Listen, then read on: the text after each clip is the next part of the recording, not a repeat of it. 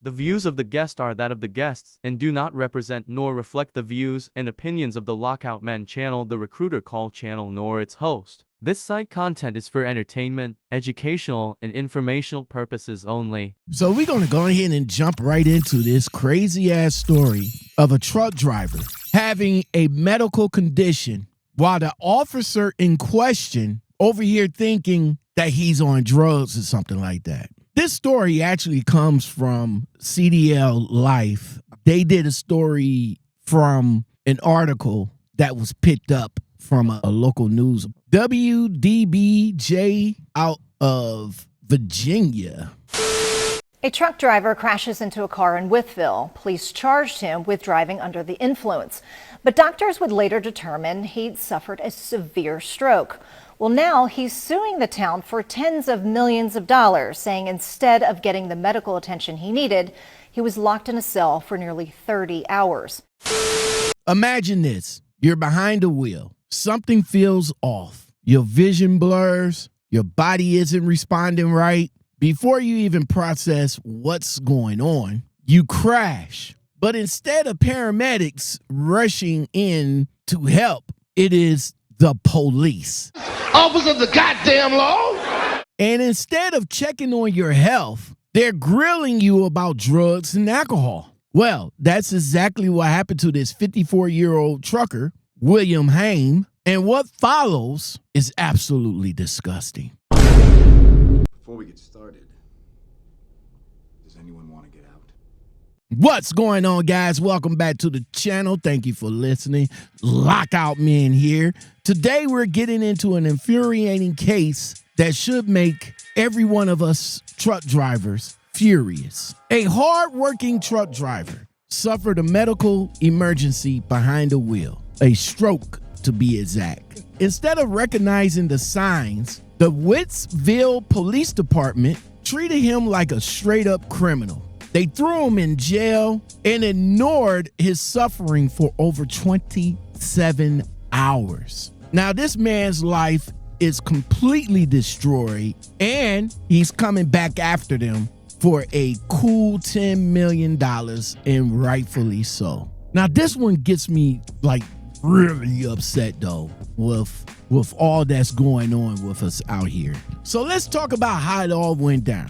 This is back in April of 2023. Him is driving his truck down East Main Street in Wytheville, Virginia. Something is wrong. He feels something off. He gets disoriented. He gets confused. And then, unfortunately, he crashed. Not great, but obviously accidents do happen. Enter asshole cop Sergeant Zachary Puckett of the Wytheville Police Department. Instead of assessing the situation like a professional, he jumps straight into accusing. Of course, with his body cam running, it captures him immediately assuming that the truck driver is on drugs or alcohol. What type of drugs are you using? Okay. What type have you used? I have. Never in your life? No. No drugs at all? Any street drugs? Marijuana, cocaine, methamphetamine, anything like that? None of that? Okay. You not had any alcohol? No. None last night? No. None today? No. No real concern. No, sir, are you okay? No, do you need an ambulance? Just a cop on pure ego in full display here. And here's where it even gets worse. Him, in his disoriented state, is interrogated on the spot. The cop goes down the usual drug checklist. What drugs are you using? Is it marijuana? Is it cocaine? Is it meth? Is it any alcohol? And the truck driver, he's confused. At that point, he's literally having a stroke. So everything that's being said to him in his disoriented state, he's really not going to understand completely of what you're saying. So, of course, he keeps saying no, while this officer of the goddamn law are blind to the obvious medical signs that's right in front of them. Then he gives him a breathalyzer test, which he blows a 0.1 001. Blow, blow, blow, blow, blow. That's basically nothing, meaning that he wasn't drinking. But does that stop Zachary? No. They arrest him for driving under the influence that they think. This time I'm placing you under arrest for operating a motor vehicle under the influence. Instead of calling the ambulance or a medical personnel to come there and assess the driver, they could have told them right there that, hey, it's none of that. This guy is having a stroke and we need to get him to the hospital ASAP. But instead, they throw him in a squad car and haul him off to jail. Now listen to this crazy part right here, because this part right here is just diabolical and unhumane.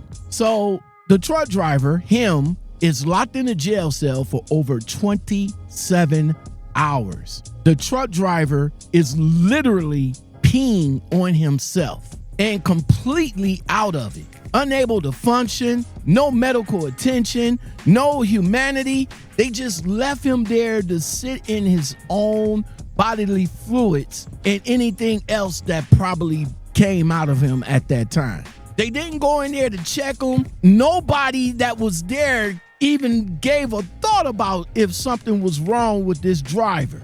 It was until his sister begged, like literally begged, to go please check on my brother because he may be in medical distress right now. They finally took him to the hospital 27 hours later after he first had a stroke a day ago. And guess what?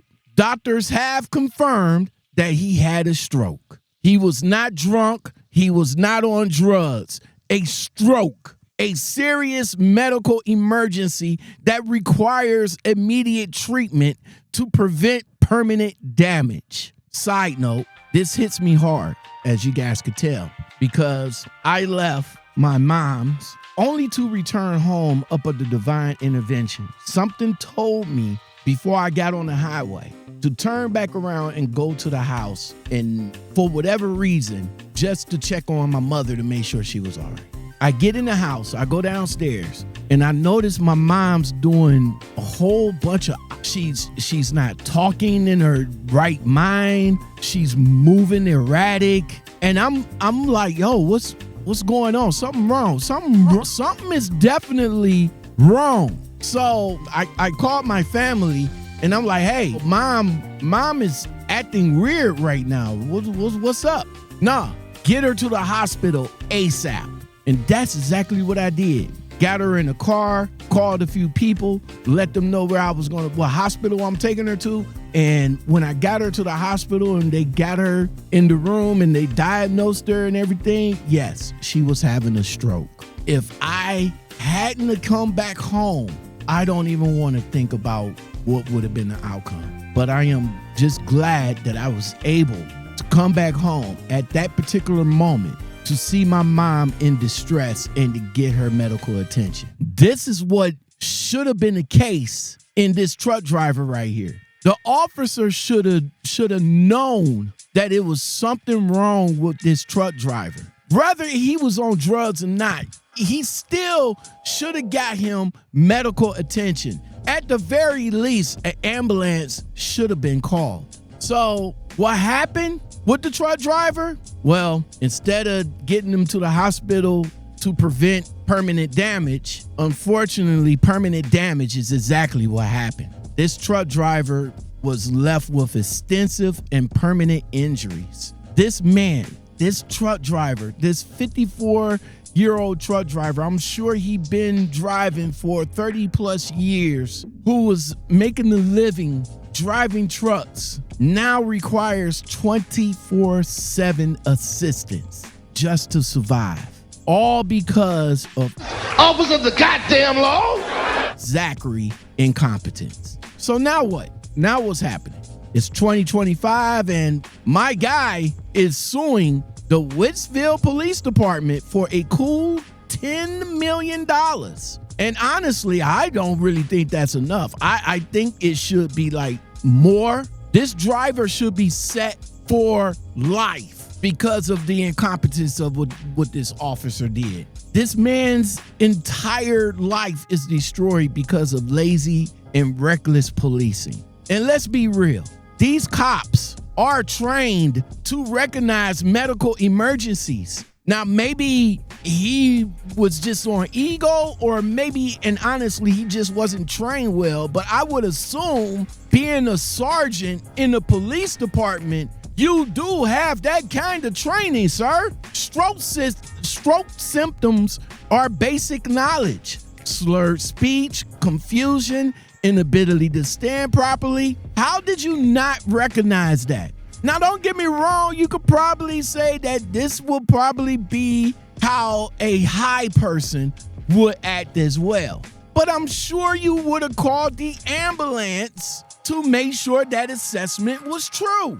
Either you were completely incompetent or you just didn't even care. I'm going with the latter, because you let this man sit in his own urine, his own bodily fluids for over 27 hours. And his own sister had to beg you guys to go in there and check on him. This isn't acceptable. And now this department should be held accountable. That $10 million lawsuit, they deserve to pay every penny of it. They should be like, yes. It shouldn't even go to court. It should just be like, yes, cut the check right now. Cut the check. We're done.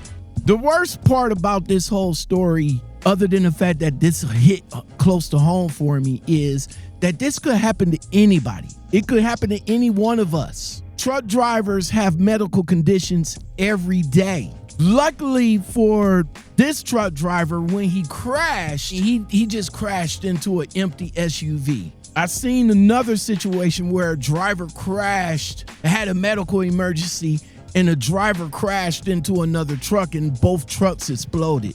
Imagine you're in a medical crisis, unable to speak properly, and instead of help, you're just thrown in jail, man. Cops make misdiagnosing medical conditions as intoxications all the time. Oh, well, he's high. He can't walk straight. He can't do the sobriety test. And because of that, he's driving under the influence. Well, maybe it could be a medical condition, and if you would have called the ambulance or some type of medical assistance, maybe they could have assessed that. And now this truck driver's life is in ruins. All because of the ignorance. All because of the arrogance. All because of a complete failure of human decency. I'm just going to leave this right here. Should the cop, Zachary, receive harsher penalties for failing to provide medical aid in the case like this? Or do you think this was just an unfortunate mistake? Let me know your thoughts in the comments below.